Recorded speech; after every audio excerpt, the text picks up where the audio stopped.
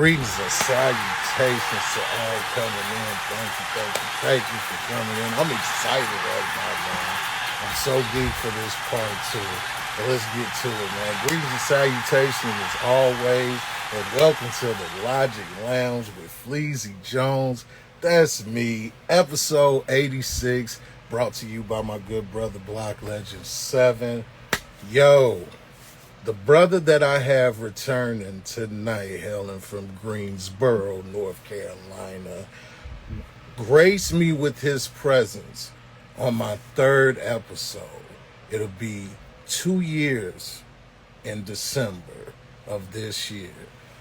Here we are at 86, and I get to speak with this man for a second time. I don't want to do a super rundown of the introduction. If you don't know who Byron v. Garrett is, I need you to do your homework. This brother is truly a jack of all trades, and I get to sit down with this man twice. So I'm finna bring this brother up, y'all, because let's get it in. There we go. Okay, brother. Listen, man, I've been spending the last half an hour trying to just settle my nerves from the excitement because I know how busy you are. I know all the things that you're doing. I was excited for the first one, and brother, I got a second one. If that don't tell me go play the lottery tomorrow, I don't know what will. So saying thank you is an understatement, Mr. Garrett. I appreciate you coming back to the lounge. How are you this Wednesday? I'm well, sir. It's a wonderful Wednesday here in the DMV, so thank you for the return invite. And if you do go play the lottery, let's try to get that $1.3 billion ticket that's floating around New Jersey, and you can just half it with me, and we can consider it a debt paid in full. We're going to find, when this is over, we're going to find a certain word. And if I send you this word, all you need to do is send me available flight dates. Sounds That's all. good. That's all I need. I got a passport. We'll travel. See, and that's what I want. See, and that's what I want too, man. Speaker B, I got to speak to the, as I would say, the jack of all trades in my third episode. I'm Yeah, so grateful for. Congrats on 86. Yeah, dude, I am. It's surreal, B. It's surreal. I haven't woken up. I don't plan on it. I just want to keep going and see where it ends because I get to do something I love, speak to dope people, and have something that they can't take from me. They can't take. They don't even know the people I have in here, and you being a major part of that. So, man, I'm extremely grateful. We just had a birthday that passed. Yes, sir. I just got back from my birthday travels. Well, happy belated birthday. How was that? Thank you. Oh, it was an awesome time. I made it down to Panama and Central America, which I had never gone to before. Celebrated it with a couple of my besties, so I had a really, really good time. It was time well spent and a much-needed getaway. So if you haven't been to Panama, I encourage folks to put it on their list. Not only is it a good place to vacation and visit, it's a great place for Americans. The dollar is on par there, and it's a great place for people of color. A lot of Black Americans are moving to Panama from a retirement perspective because you can get a 3-bedroom, 2-bath house for about $135,000. I don't know anywhere in the U.S. you can do that without having to rebuild from the ground up. Yes, sir. Well, that's absolutely amazing. And I'm super grateful that you were able to even take the time with me because I know you definitely had some traveling going on. So, man, thank you. Well, Fleazy, you're important. And I should tell you, today has been one of those. I flew back from Panama Sunday night, spent Monday what's today? Today's Wednesday. Yeah. Flew back Monday night, spent Tuesday doing a site visit in Long Island, flew home late last night, went to work day, did a White House conference earlier virtually, and now I'm on with you. So, you're in good space with the White House. I mean, it's all in the same day. It's the way I get to round out my evening with Fleazy Jones. Yo, that's beyond the honor, man. Salute to you, Speaker B. I got to speak to the author, Yes, the marvelous person that is in what I love, and that's education. Mm-hmm. What I got to focus on this time was the motivational speaker.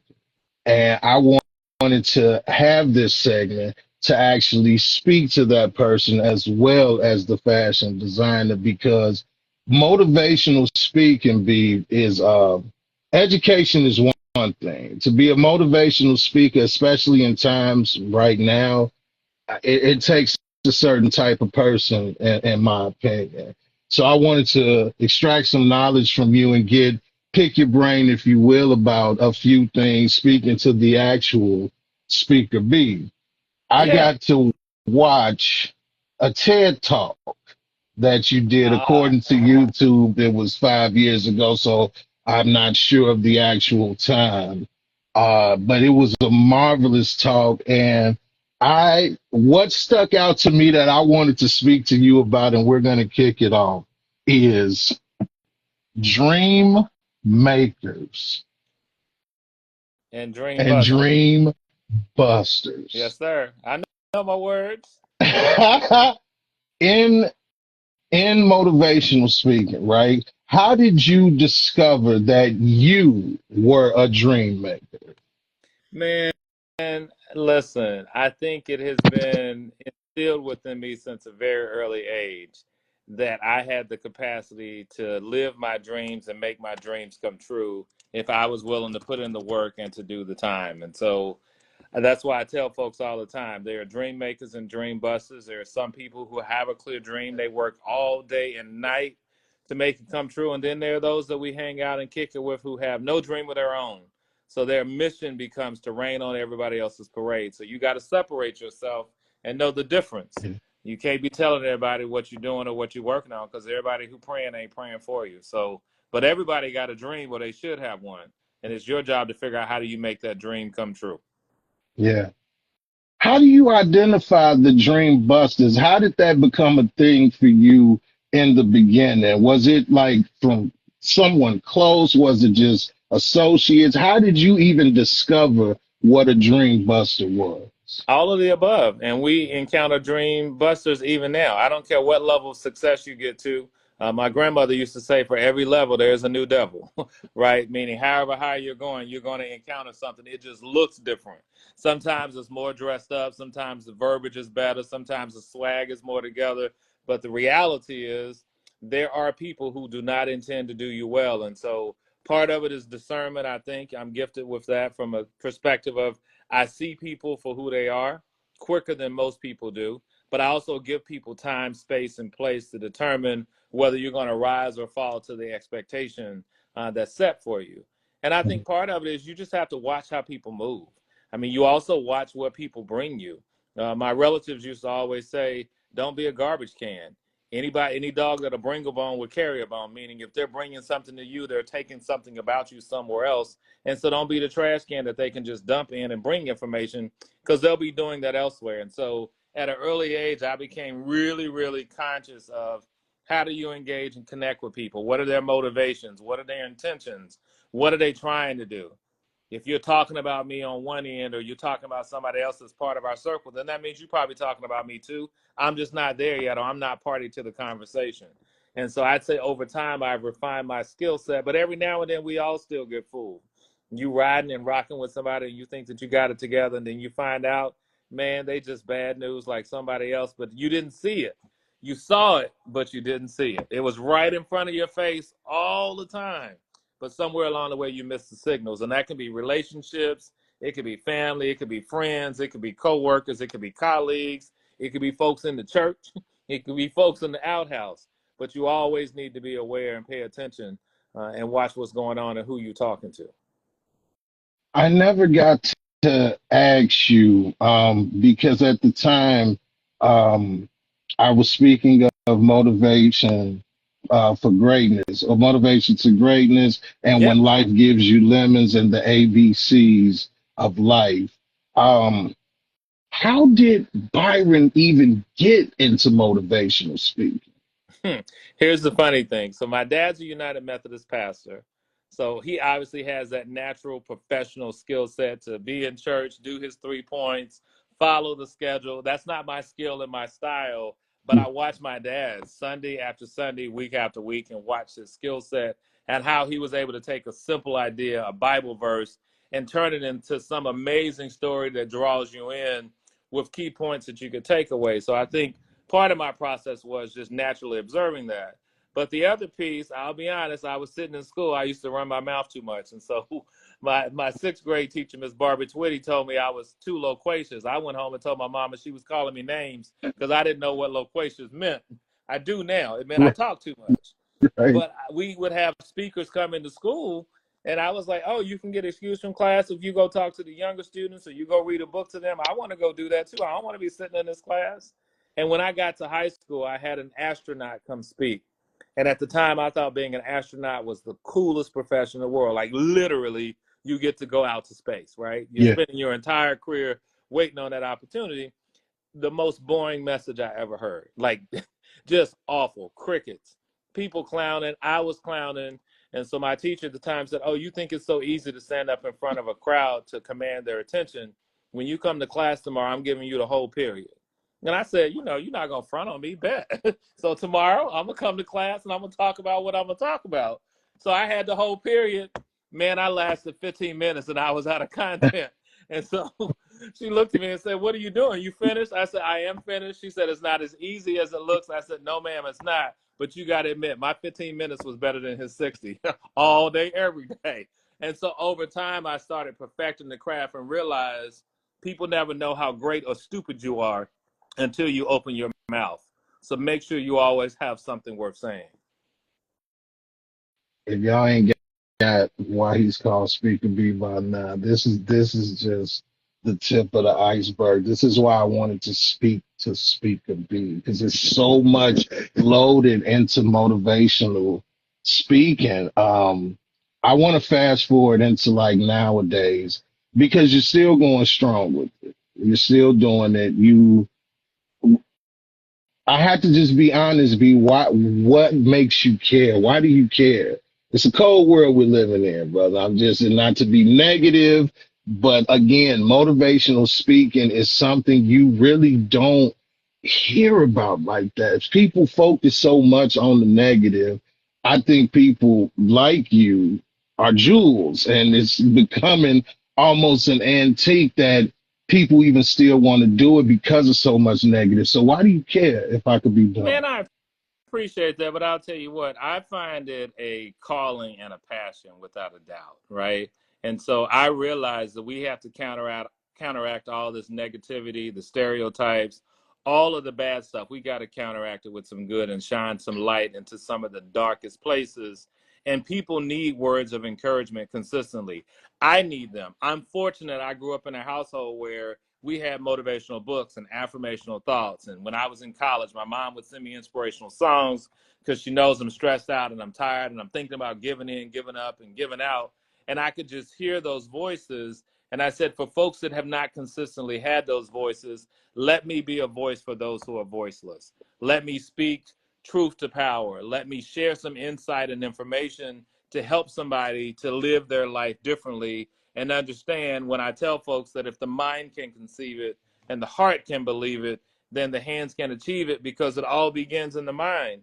And I live that credo, and I consider it a responsibility to also share that with other people. That it's not just about me, but it's about we and us. And how do we improve the human condition? How do you move from one station in life to the next? How do you transcend whatever situation or circumstance that you're currently facing? But you've got to believe and know that it's possible.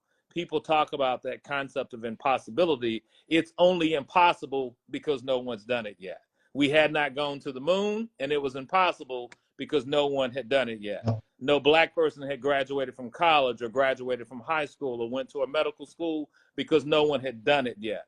But we still find ourselves every single day recognizing that we have the capacity to exceed the expectation, that we have the ability. And I think we need folks to continue to share that in such a dark time like these, that you've got to help folks understand that you don't have to give in, give up, or give out, that it is actually possible. As long as you got air in your lungs and blood in your veins, you can live to see another day. As Les Brown would say, as long as I can wake up and get up, then I can make something different happen and create my future just as sure as I'm sitting here right now. With that, you are very adamant and not giving up, which I think is absolutely marvelous.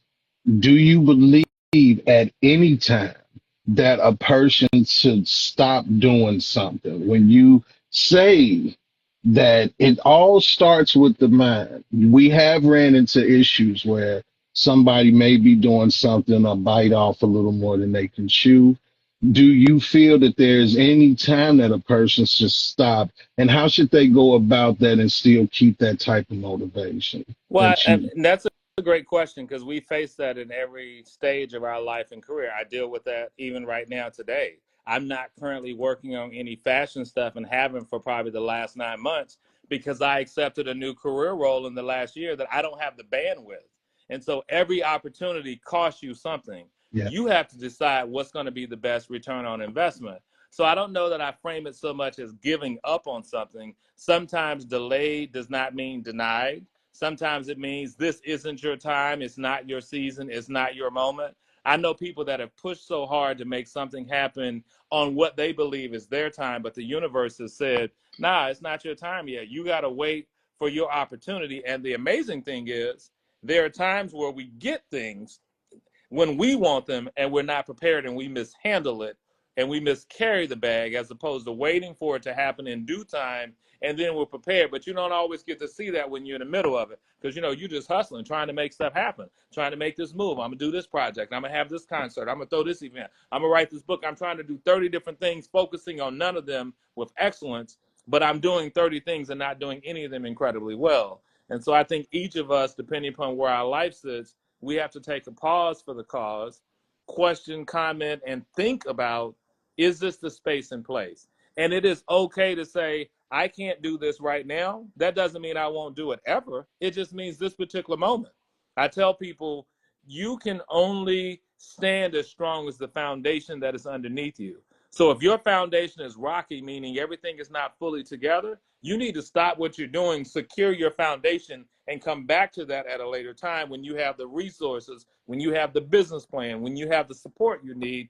But there's nothing wrong with putting a pause so you can focus on job number one, which is taking care of yourself, whether that's mentally, physically, financially, spiritually. You've got to be intact before you're able to ascend and move to that next station in life. So making sure you're ready for that opportunity when it comes.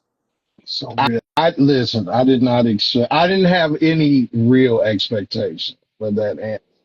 But I wanted to ask that because there's nothing that I see with you that is negative, that is show struggle. But yet, when you speak, I can tell you understand struggle. Yeah, I mean, You we understand all not go there, having. You know bruh. what I mean? We So all yeah, gonna struggle. yes, You sir. look at me now and you think everything look good. Listen, we look at all this. This is one of my biggest issues with social media because so many people live a false life. They're Yes, sir. fakes, phonies, and frauds. And Yes, now with AI, I can create and generate anything I want to. But be careful. You can create what image you want to, but when you go home at night, guess who you looking at?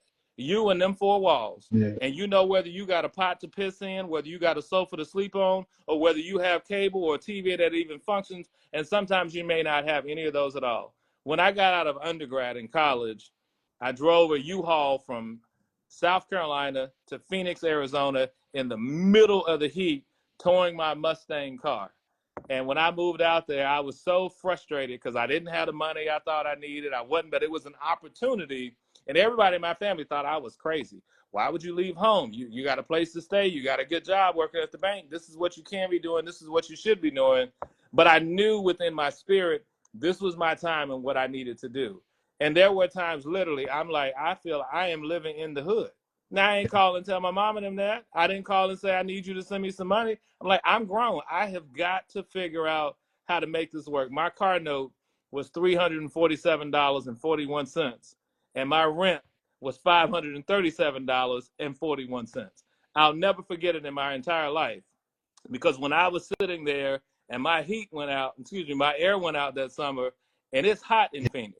I'm talking Yeah. about 115 degrees hot, which means inside with no air, it's 120, 125, 128. It is deadly conditions. But as I was sitting out there, I'm like, I don't have a hotel I can stay in. I don't have a credit card. I ain't got no money. But this is what I'm going to do to make this work. And so we look at people on the gram, on TV, and they look like they got everything together. But I promise you, most people don't. The data and the statistics do not lie. The average person in society, rich or not, oftentimes is 1 or 2 paychecks away from failure. And that's a fact. And so you don't know that. Just like I don't know what it took for you to get up this morning, you have no idea what it took for me to get up this morning. Yeah. But my job is to make sure that I can live to see another day, because as long as I have breath in my lungs and air in my veins, I can make tomorrow better than I did today. But I got to make it through today first, if that makes sense. It makes more than sense. What they say And for the makes sense to make dollars. look how quick he is. What y'all don't understand, man. Come on now. Man, listen. Shouts out to my brother Block Legend 7, man. Hey, He the other folks makes that have it tuned to. in. I Oh see some yeah, of our people in here. absolutely. Got Yes, man. I Davo appreciate you, here, my all boy of from them. Jamaica who was in One Love, the Bob Marley movie. Got Mika on here, my boy Corey, the makeup one. Got some good folks on tonight. So appreciate you for having me on and for people tuning in too. Just sharing a Man, little listen. knowledge.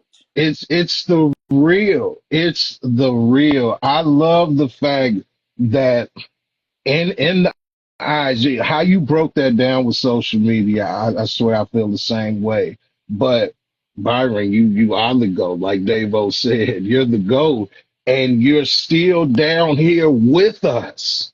You get what I mean when I say that? You're still down here with us, even though in the eyes of so many, man, you've done so much. I can't help but get excited to even hear your responses when it comes to certain things because, brother, I'm nowhere near there. And I'm telling you, sometimes a stub of the toe will take me to another place. I have to salute anyone that can stay positive even at the craziest time. Man. I just have to give And you that. I have to give I'll you tell that. you, it's a struggle, whether people believe it or not. It is a work in progress. All things are never as they seem. That's what I'll tell you. And you can talk about stub of the toe if you want to. What I know is you're on episode 86. And there's some who didn't think you would have episode 1, or when you did 3 or 4, oh, he just, by the time he get to 8, he going to stop. Yeah, and that's what I mean. Dream Yeah, busters, because they ain't got no dream of yeah, their own. They didn't see it for you. But guess what? It wasn't their job to see it for you. They didn't have the vision for what you have for your life. You yeah, have to, and I feel bad when I meet people who have literally given ownership or control of their vision and their life to other people, that they're waiting to see what somebody posts. They're waiting to see what the comment is. I'm waiting for them to pat me on the back. You don't need to wait. yeah, You can wait. It may never come. But what you can do is stay convinced and stay focused on what you need to get done. And success does not happen overnight, but it happens over time. And time is relative. So for some people, that's going to take a couple years. For some people, it's going to take 10. Some people, it may take a lifetime, depending upon what your life's work is. You have no idea, nor do you know who's watching you to see how it is that you move. Because people are paying attention in ways that you don't even know. They don't comment, they just swipe. They sit and watch the whole thing and don't say a single word. But you're not doing it for them, or at least I hope folks are not. You need to be doing it for yourself.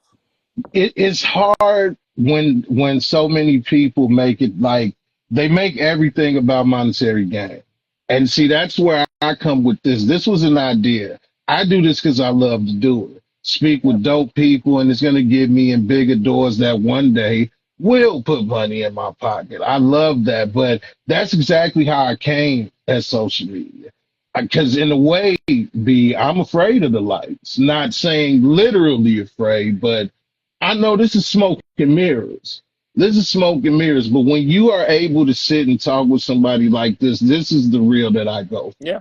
This is what you know. And one day, yeah, it will get me to another door. But what you spoke of your background, you have a great foundation, and you always up your foundation. What are some of the things that still keep you motivated now to keep going? Man, it's a lot. My family keeps me grounded. my friends, or I call them family, friends who become family over time, keeps me grounded.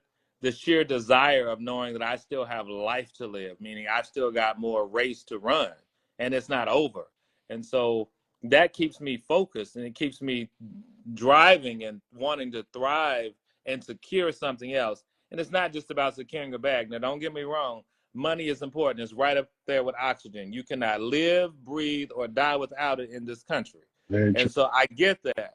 But I recognize, realize, and understand that I have a personal responsibility. I can't speak for other folks. You ask Byron. I have a personal responsibility to continue to leave the world better than I found it. And until I reach my last breath, that will still continue to be my mission. My mission is to improve the condition of humanity, period, full stop.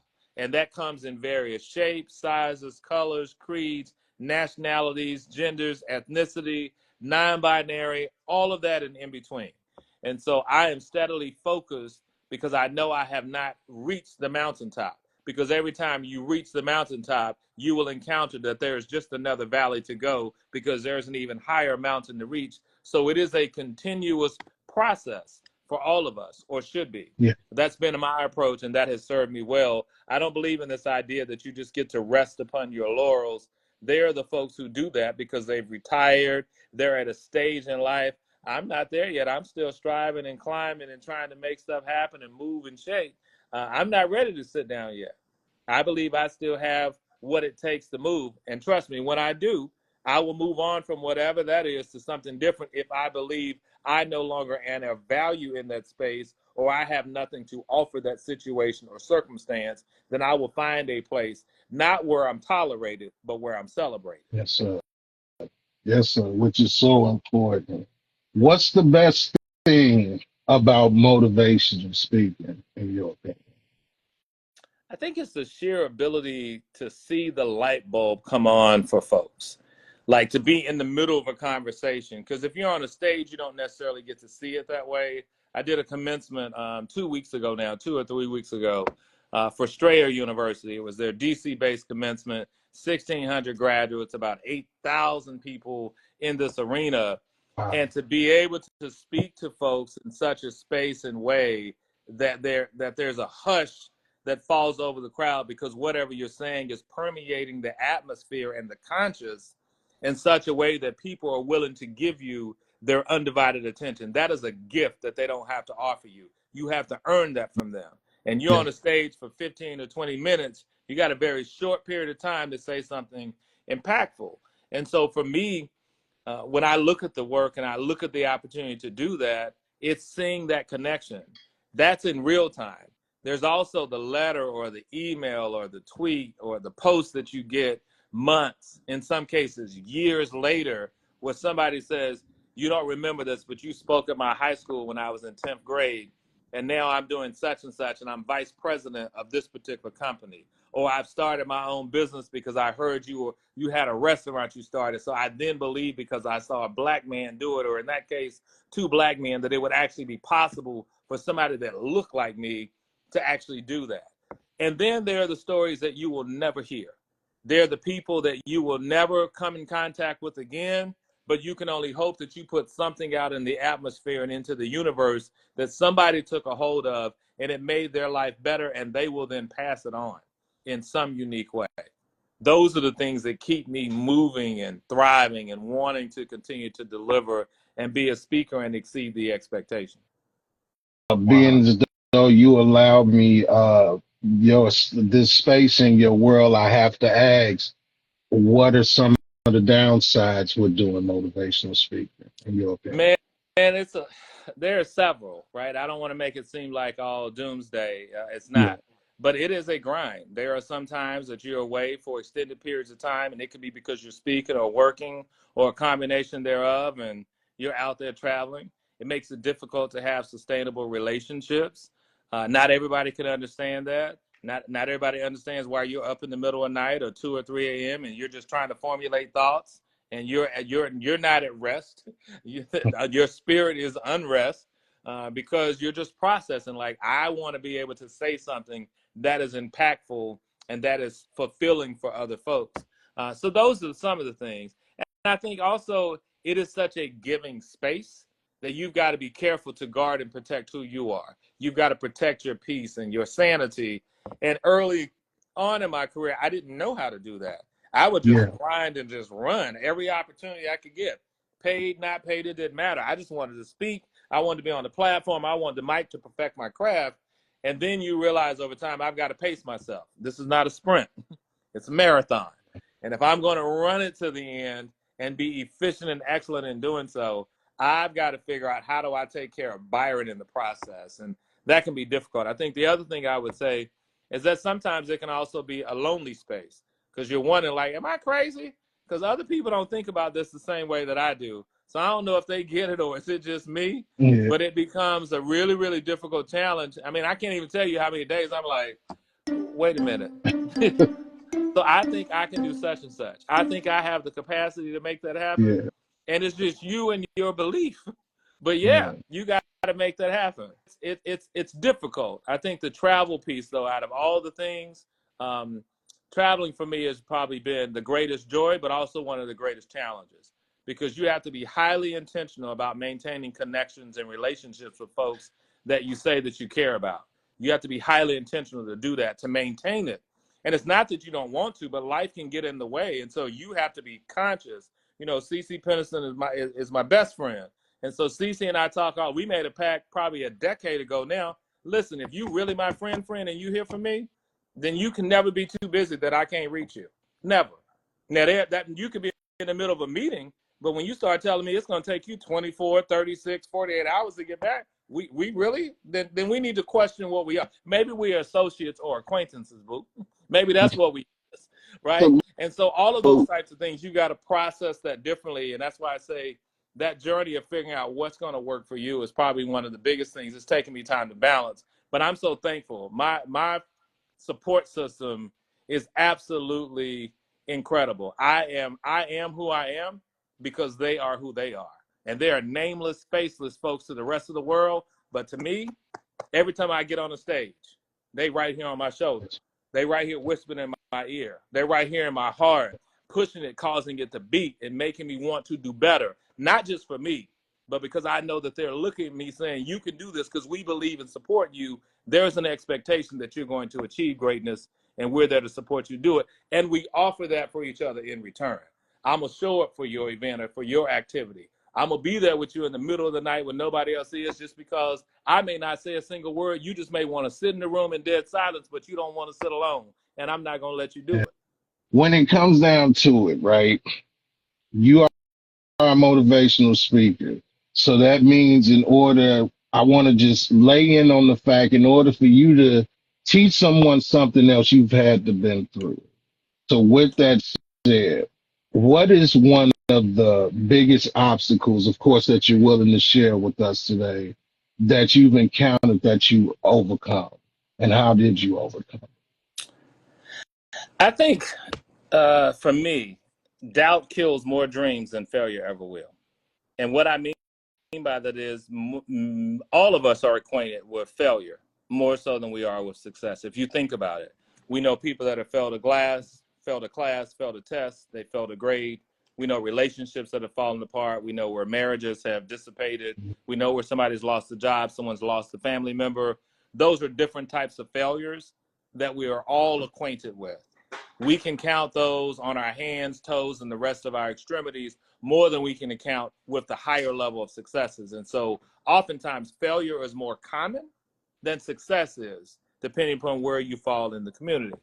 And so for me, understanding that I had to overcome Byron and get out of my own way. There was a point in time, and even to this day, I was talking with some folks on my trip to Panama, Tamika and C. I was like, you're not going to believe this, but there was a point in time I hated my voice. Like, I didn't like the sound of my voice. I would listen to when I started speaking, I would be recording like Les Brown. I'd have these cassette tapes that you sell in the package, Dare to Dream. And I'm recording it in my living room with a little bit of echo, but it sounded pretty good.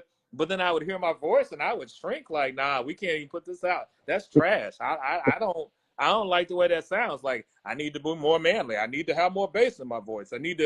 But I realized I had to get beyond any of that and get over who I was. I had to surrender to me in order for me to become who it is that I'm supposed to be. It's like the idea of a butter and a caterpillar and a butterfly, right? And so at some point in time, the caterpillar has to choose to give up its life as it knows it, to become a chrysalis, to eventually get into the stage that it can be prepared to become a butterfly. And so there are pieces of our life in parts or in total that we've got to get rid of the old to take on and make room for the new. You cannot step forward into the future while you're steadily holding on to the past. Unless you can defy science, you cannot occupy two spaces at the same time. You cannot be in the past and be in the present simultaneously. I can visit, I can look in the rearview mirror, but there's a reason that the rearview mirror is this big, but the windshield is this wide. And the rearview mirror is this small, and it says objects in mirror are larger than they appear. It lets you know what is behind you, but that's behind you because every time you turn around and take your eye off the future to look at the past, you're taking your eye off the future. But the windshield is wide because your vision for what you need to see should be the most prominent thing in your future and direction. Now, that don't mean you're not going to hit a hurdle or a speed bump or a cone or a line in the road or an animal running across or a ditch. All of those things are possible, but they're in your line of sight. It's your ability to navigate. And you know when you blow out a tire, when I look back at something else and I didn't see the big pothole that I ended up hitting because I wasn't focused on the future, I was focused on the past.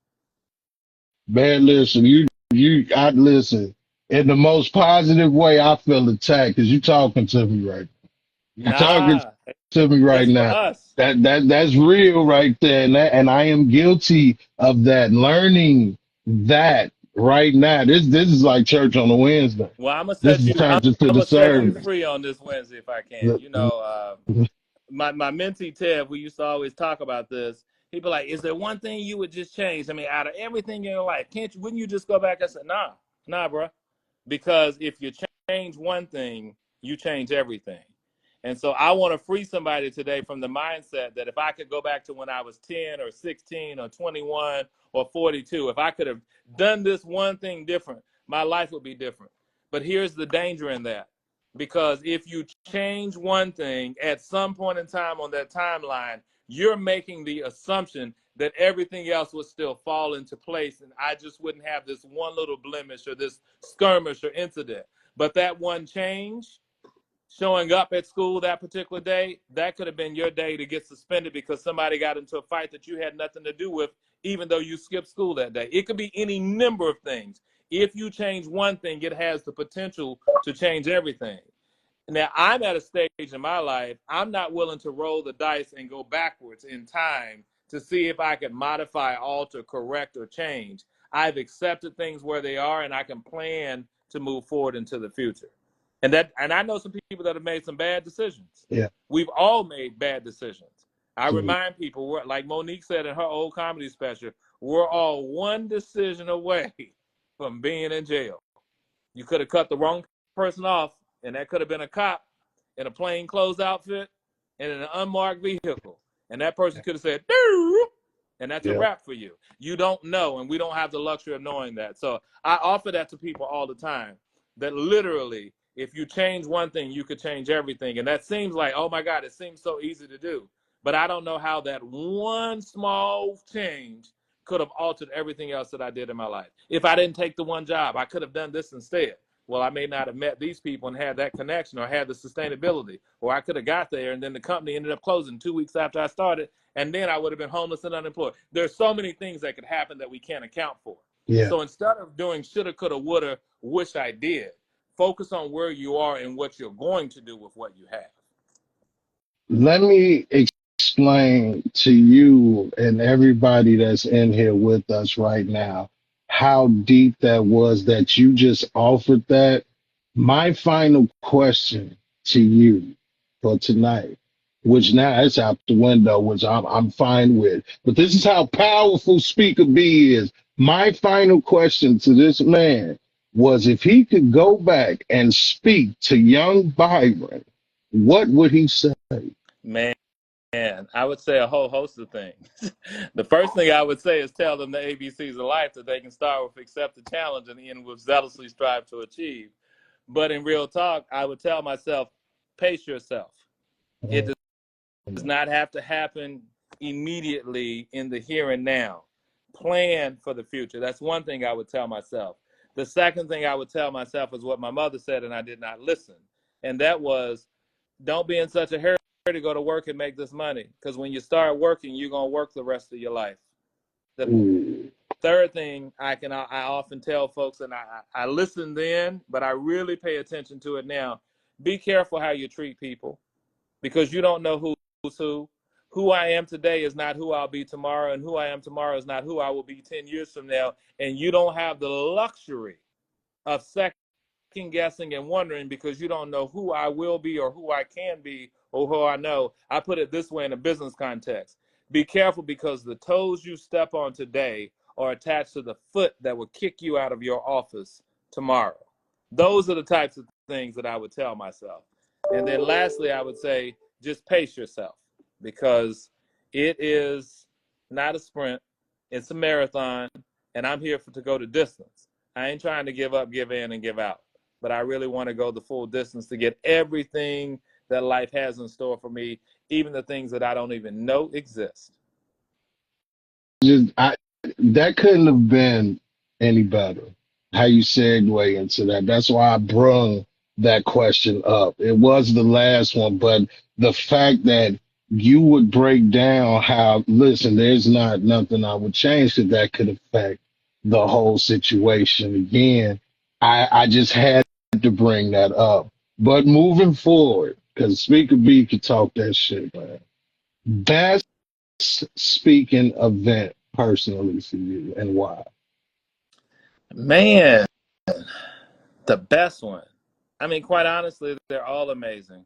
And I say that because you walk into a room of strangers who have no idea who you are, and you got one job to say something that will literally change their mind and change their life so that they want to know who you are after you leave the stage. I often tell people it doesn't matter what check I got for showing up.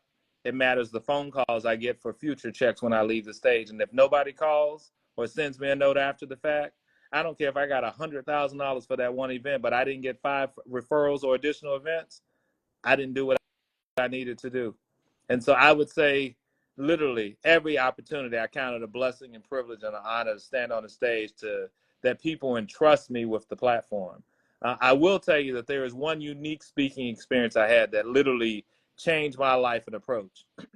I was speaking in Baltimore, Maryland. I had just moved to D.C., lived here a couple of years, and I was speaking for a program called Skills USA. Um, and I was up here doing this program, and they said, hey, it's a Department of Labor thing. We also are going to have these Job Corps kids that come. And I looked up, understood what Job Corps was. That wasn't my background, but I understood it. And I was young. I was in my not early 20s. I was in probably like late 20s, maybe 28, 29. I hadn't hit 30 yet. And that particular day, I thought I had done the worst job possible, because the young people were like, man, listen, can you hurry up? Because we get our check at noon and you still talking. Like, just stop. We only here because this is payday. If it wasn't payday, we would have skipped today, right? And so, I mean, it was a bad experience. The young lady even introduced me. My name is Byron B. Garrett. She even introduced me as, ladies and gentlemen, Byron versus Garrett. I'm like, oh, boo, you acquainted with the criminal justice system. Like, so it was just bad from the jump, Fleazy. And I was so distraught after that event. I was taking the train back from Baltimore down to Union Station, was meeting with one of my good mentors, got her picture over here on my shoulder. Actually, that picture frame right there, you can't see it, but Dr. Maya Angelou, and she had an event that night. So I had gone over and I was like, Doc, and I mean, she could tell I was exasperated. I was disheveled. She was like, what happened? I said, Auntie M, it was just a bad experience. It's probably the worst speaking event. I'm not going to speak anymore. I did those kids a disservice. The young people, I didn't do what I needed to do. Maybe I had too much stuff on my mind. I don't know. It just wasn't there. And as only she could do, that voice came out. Doc, she looked at me and said, Mr. Garrett, please have a seat. We need to have a libation. And I'm thinking to myself, you sitting there talking about drinks and I'm pouring my heart about how awful this event was. And it's the great Dr. Maya Angelou. And Yes. she looked and said, do you think you're the only person that ever gave a bad speech? And I'm in my head, I'm like, you're Dr. Angelou. You've never, like, I know it's not even possible for you to give a bad speech. And she looked at me dead in my face and said, I've had many of those days. Have this libation. She slid a little drink over, Johnny Walker Blue, on neat, not even on the rocks. My stomach and body wasn't ready for that. I wasn't grown enough for it. And she said, and I drunk it. Nope, finish it. And she looked at me and said, you will encounter many defeats, but you should never be defeated. And I have never forgotten those words to this day. And so that was not the most amazing experience in terms of me feeling good when I finished speaking, but what it did for my soul and for my consciousness to put me in the right frame of mind to remind myself that I should never think I'm so great or I'm so good that I don't have to be careful with this blessing that I'm fortunate to have. But when she said those words, it chilled my soul when she said, you may encounter defeat, but you will never be defeated. And I was sitting there crying just as a grown man, just boo-hooing. And she said, now stop that, bartender, fresh libation for Mr. Garrett. And I'm like, Auntie, I can't keep drinking that though. You gonna kill me. You've been drinking since before I was born. Like, I can't do it. But it was such a real moment. So when you talk about like your best event, I mean, I've got that kind of stuff. That type of moment to me is probably more impactful for my life and career than speaking for a White House event or doing the commencement or some other event where I got paid a bunch of money and people bought books. Those were great too. Don't get me wrong. But in terms of moments that probably did the most for me, that negative experience I had helped me, because it shook me. I was literally like, yeah, I ain't doing this no more. I don't want this feeling ever again. But it was also that moment of saying, no, you need to do this again, because if you don't do it, you'll never do it again. And so I booked something like 2 weeks later and killed it, of course. And I was like, oh, okay, I'm back. I'm good. I'm all right. It was just a rough day. We all have them. Like President Biden, you had a bad debate. Just a fact. You just did. Let's move on. Right? And so I'm conscious of that. And we all have them. But you got air in your lungs, blood in your veins. You can get up. Tomorrow's a brand new day. Speaking big, we need people like you to, even though I did not expect to hear a story with you and the great Dr. Maya Angelou. Man. This is what this I wow. That shows you how old it is, right? Yo, mind is blown right I now. don't look like that no more. I mean, that's still me, but that ain't me. Hanging in my house everywhere I go. That is just like, I don't even have the words for it. My next question to that, uh, and it may be the answer to it, because with the negative, I wanted to ask, what do you feel is your greatest accomplishment thus far in any hat that you're wearing in your life, whether it be personal, business, down to the fashion, which I know you're not doing now, or author? What do you feel has been your greatest accomplishment thus far? And man, let me clarify. I ain't doing fashion right now. That don't mean I gave up on it. It's just on Oh pause. no, oh, no, I already know. I got too Come much on. skill and too much invested there not to come back to it. I will. Stay tuned. Absolutely. You'll be one of the first to know. But um, again, I have been fortunate and blessed to have so many unusual experiences and encounters. I consider them all amazing. I'll give you a couple very quickly. On a very personal front, a lot of people who know me know, my eldest brother was incarcerated for 20 years. And so I ended up helping my sister-in-law raise my nephews. My oldest nephew, Brandon, was actually on here earlier. Brandon and Dwayne. One of my greatest accomplishments is knowing that they turned out against every single odd. So you've got two black boys then raised by a single mom whose dad's incarcerated. The data would tell me, living in South Carolina on the corridor of shame, that by the time they hit 16, they should be dead and or in jail, one or the other. And the reality is, one is highly successful playing professional basketball overseas, and the other one's highly successful, running one of the top rental car agencies in the country at Phoenix Sky Harbor Airport in Arizona. And both of them are college graduates, right? And so that is a significant accomplishment for me on a personal end. Another quick one I'll give you that I often talk about in keynotes. My grandmother had a fully functioning outhouse until I was a sophomore in college and undergrad. I have been to the White House and worked on White House initiatives for Clinton, Bush, and Obama. And I've been to the White House more times than I could ever count. Like literally, I would have to go back to a calendar and calculate, because for President Bush, I was co-convener of a national initiative for him and Mrs. Bush. For President Obama, I was co-convener of a different initiative. Republican and Democrat all had to do with kids. I don't care about the rest of the agenda, but that's what I cared about. And so I was at the White House sometimes 2-3 times a day, sometimes 5-6 times a week. And I say that because people always jokingly say, from the outhouse to the White House. I've lived that. And so I know that it's possible that my grandmother, Miss Cindy Faust, and Mr. Pete Faust, with their little outhouse and little country house on a tobacco farm, being sharecroppers in Gibsonville, North Carolina, that here I am, Byron Valdesio Garrett, grandson of both of them, being in and out of the White House with ease. So much so that on my recommendation, I've had a friend or a colleague get a position working in a senior role at the White House. I don't think I ever could have thunk, as my grandmama would say, that would be possible. So that's the second one. And the third one I'll say is I started these charter schools with some friends in Phoenix because we just wanted Black and brown kids to have a safe educational environment where they stood a chance to achieve. And so we started these charter schools when charters were not popular in communities of color. But in Phoenix, we had no option. My typical student, 97% of them were on free lunch. 75% of them, one or both parents, had been incarcerated. And we started that school pre-K to 5th grade, and then we moved up to 8th grade, and I left there to go work at the governor's office.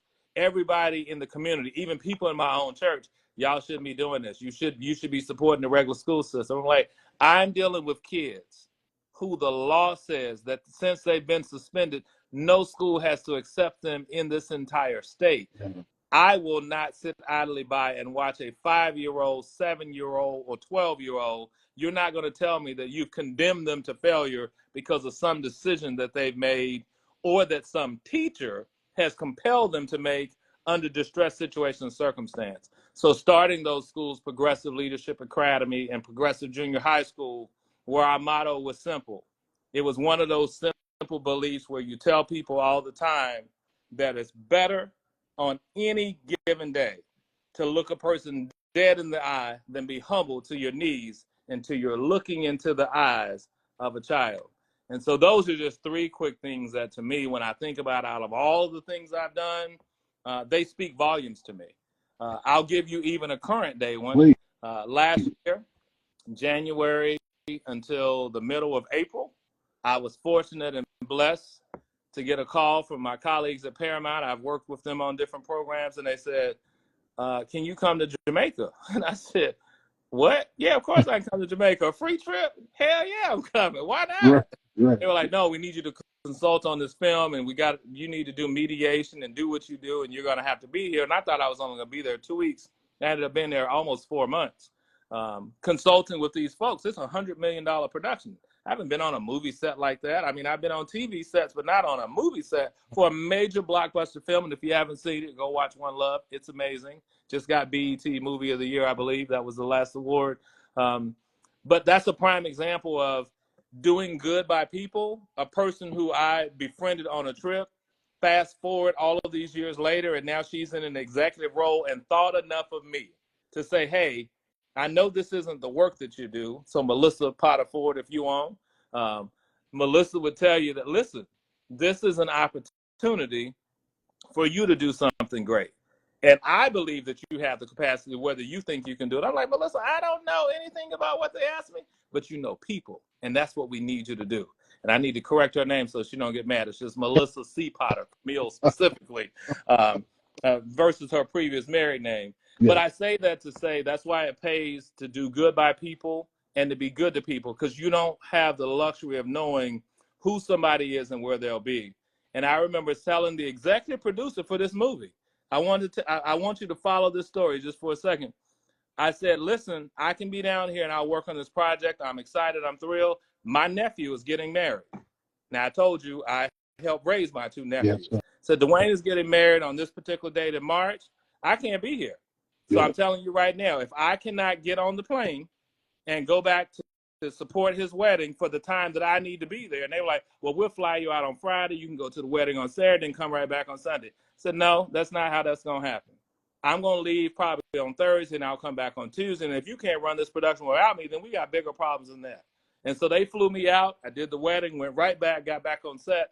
But I tell you that to say, because you also need to honor your word. Now, I love my nephew and he loves me, and I love Mimi, my niece-in-law. And they know I also love a good check. Like, I love a good check. And if I had said, Dwayne, your uncle can't miss this money, he would have been hurt. He probably would have been sad, but he was like, yo, go get your bag. Do what you need to do. We'll celebrate a different time. But for me, it was a non-negotiable. I walked into the relationship saying, this is a non-negotiable, because I had built up the credibility where I could then decide what I would and would not do.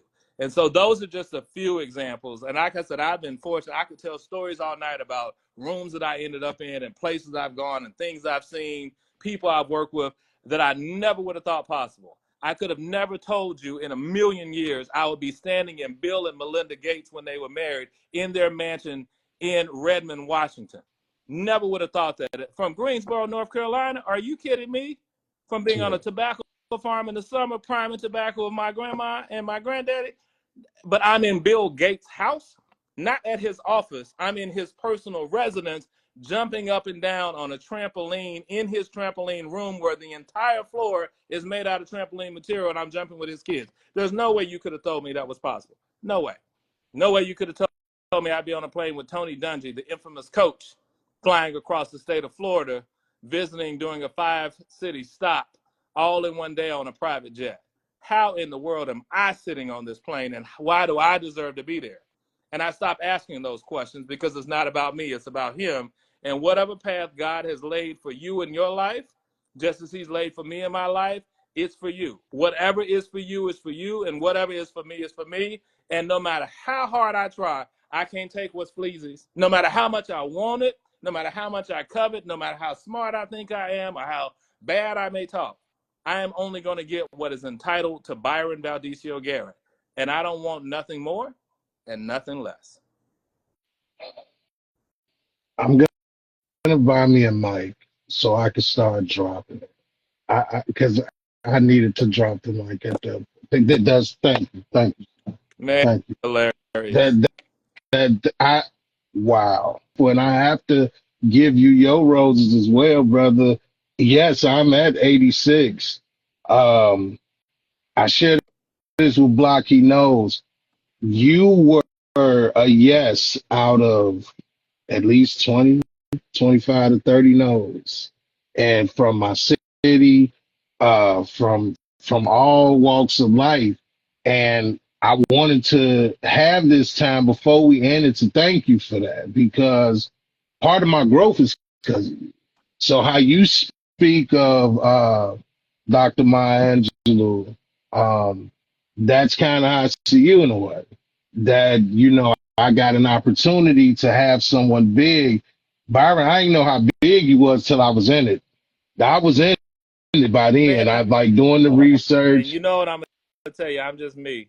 Dude, that still, you gave an opportunity to a person you didn't know, that had a dream to do something, wanted to talk to somebody. And whether you see it or not, which I know you do, having you at that time was huge. Well, Absolutely huge for me.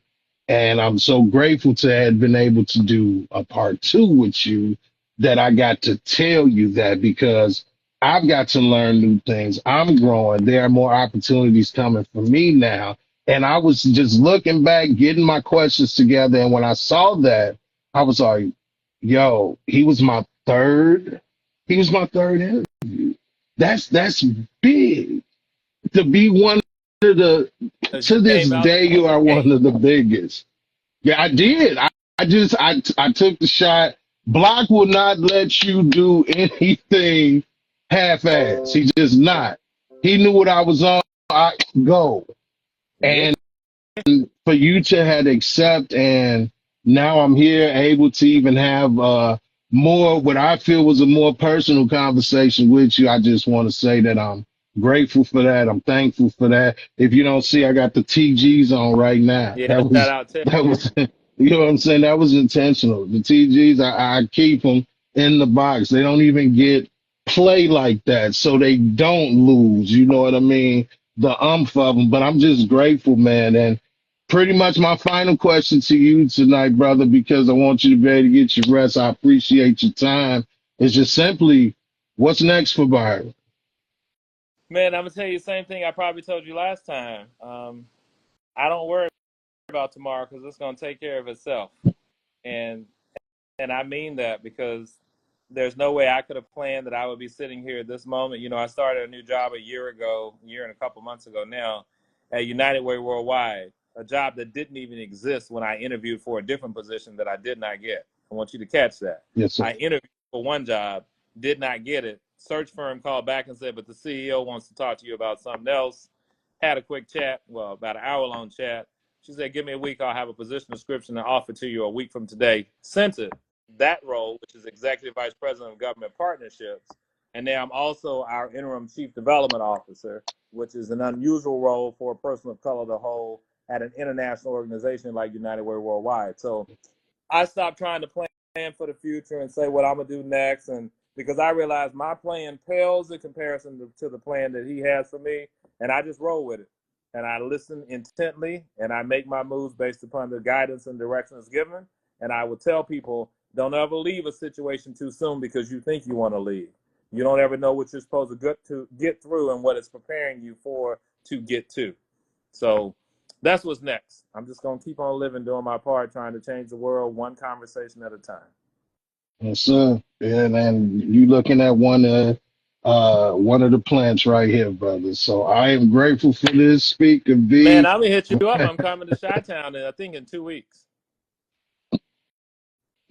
Oh wait, let me play the role. Oh no, please don't do that. I'm going to Speaker hit B, you you up. in the city, let me I know, sir. am. I'm flying Let in me and flying know. out, but Cece's got a show. I want to say it's at Grant Park or somewhere. Anyway, I'll look at the details. I'll shoot you a note. I'm probably going to post it if I haven't already. You'll see it Okay, on my page too, but we'll figure out a time to link. I know I'll be staying downtown, but I'll hit you up okay, so you know. all I right. just want to say thank you. I appreciate the opportunity. It has been a long day, but I'm like, nah, it's Fleazy. I got to do it. So we're going to make it work. Man, I appreciate that, man. Shouts out to you, man. And thank you all for coming and chilling with us today. Thank you, as always, for tuning in to the Logic Lounge with Fleazy Jones. That's me, episode 86. Any of my people that's not following Byron V. Garrett, the V is not for verses. Please just see yourself out. And we'll maybe I'll forgive you later. If you don't know, you just don't know. But now that you do know, please go fix that, man. Hey, I'm gonna wish everybody a happy Wednesday. Wish everybody a happy rest of the week. And Byron, oh, of course, shouts out. This was brought to you by Block Legend 7. Almost got choke slammed just then. I can't have that speaker, B. I'm gonna end it how I always end it, B. I tell them living off good instinct counts. So always keep your logic. We love you. Hope y'all have a safe one. Till the next week. all right, peace. Peace.